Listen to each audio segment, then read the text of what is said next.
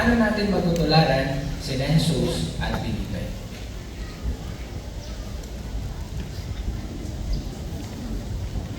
Nakakatuwa yung huli natin nakausap, no? Talagang interesado, willing magpabalik ulit.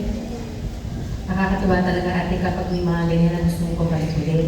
Siya nga pala ate yung pinag-detalye tungkol sa napag-usapan ng kanya. Isulat ko na rin pala. Ito nga. Salamat ka, maasahang partner ka talaga.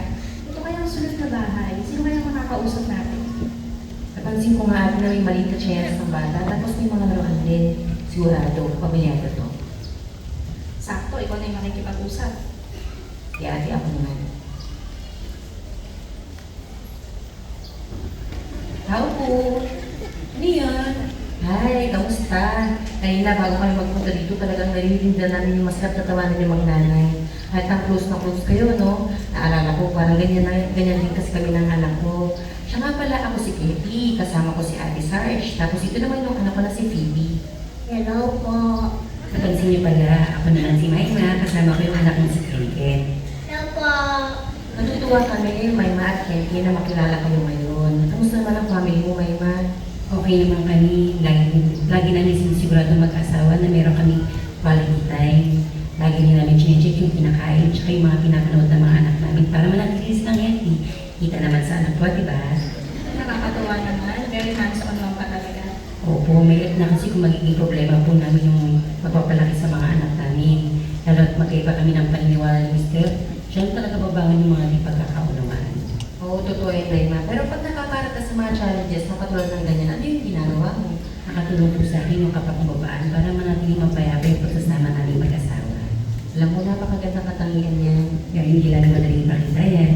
Sa ngayon, hindi naman ako dyan. Pero alam mo, Mayma, meron akong naalala, meron akong nabasa ng isang aklat, doon binanggit yung dalawang katangian na kung pwedeng gawin ng mag-asawa para maging masaya yung pagsasama nila. At research, pwede kong pakisunod pakimasan. Gayunman, mahalin ng bawat isa sa inyo ang kanyang asawang babae, gaya ng sarili niya. Ang asawang babae naman ay dapat magkaroon ng matinding paggalang sa kanyang asawang lalaki.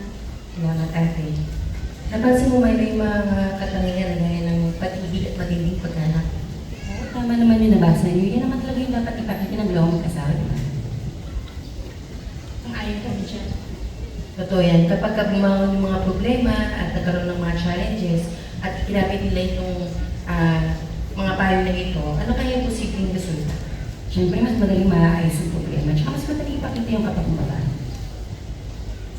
Yan, totoo yan, Mayma. Ano mo, Mayma, iinalang yan sa mga tip na binanggit ng Biblia para patuloy tayo ng masayang pamilya at saka yung mag-asawa mismo magiging masayang pamilya nila. Nakakatuwang malaman. Sa Bible yung pala nabasa yun. Nakakatuwang malaman na may pinatagin pala yung Bible pagdating sa pamilya at pag-aasawa. Ano nga pala ulit yung section para maalala ko?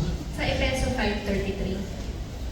Tama. Alam mo, marami pang sinasabi ang Bible may ugnayan sa pamilya. Halimbawa, pinutulungan din tayo nito kung paano tayo makapagpapalaki ng responsable yung mga anak.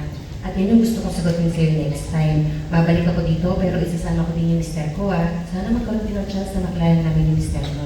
Alam mo, excited ako masagot yung tanong na yan. Oo nga. Sana makasama natin yung Mr. ko. Sige, next week hindi na nila. Sige, kasama yung pagbabalik namin. Maraming salamat tayo ng Ken.